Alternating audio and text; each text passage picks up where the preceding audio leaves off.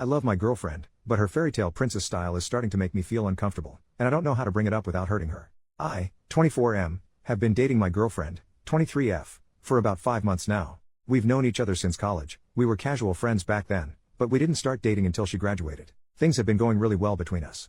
She's sweet, funny, and ridiculously smart, but there's this one thing I don't quite know how to approach: her princess syndrome. Now, before you picture someone spoiled or entitled, let me clarify, that's not her at all. She's incredibly grounded and works hard at everything she does.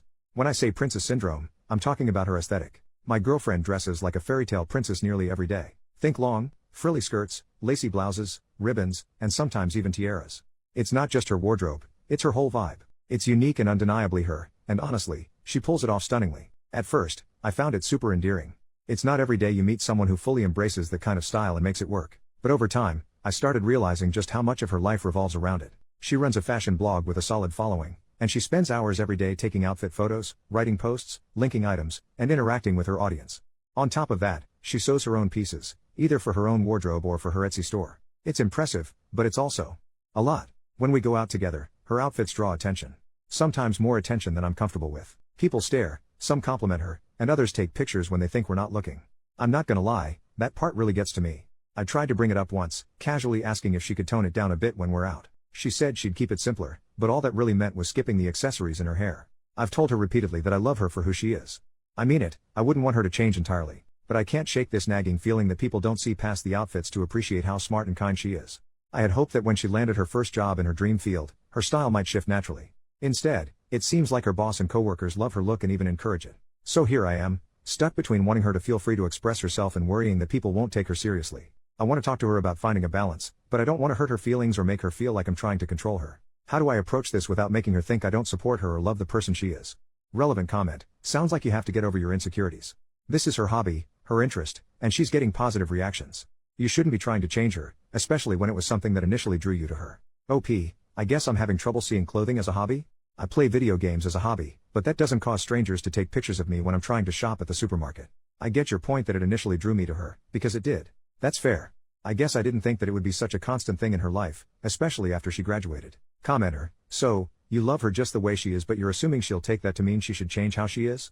That doesn't make sense. This is how she is. She enjoys dressing up like this. Shit, she posts outfit photos online because she enjoys it so much. Other people encourage her because they do like how she is.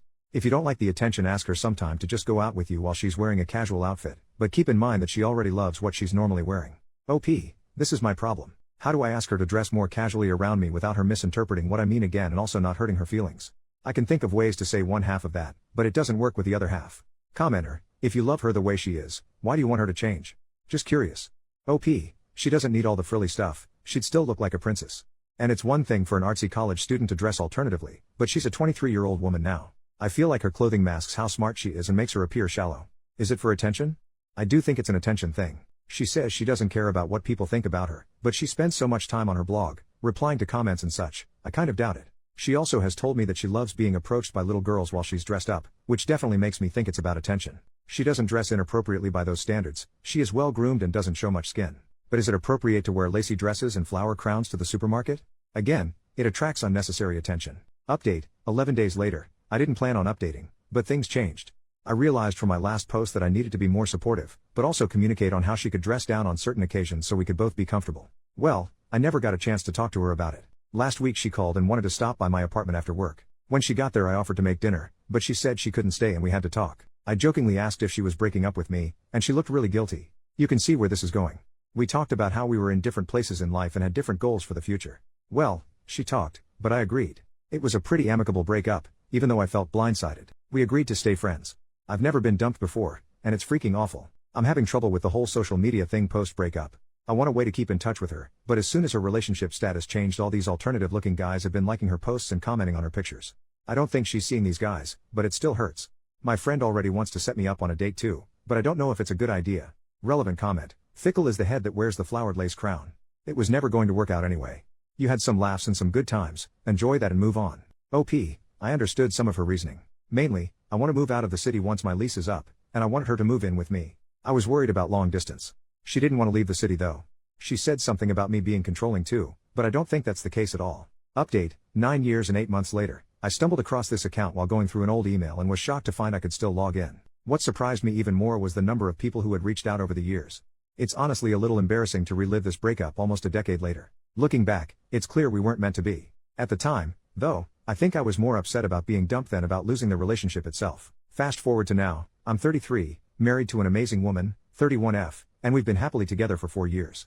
Life is so different, and I've learned a lot, especially about supporting my partner's passions. My wife loves running and baking, and I do my best to encourage her in everything she enjoys.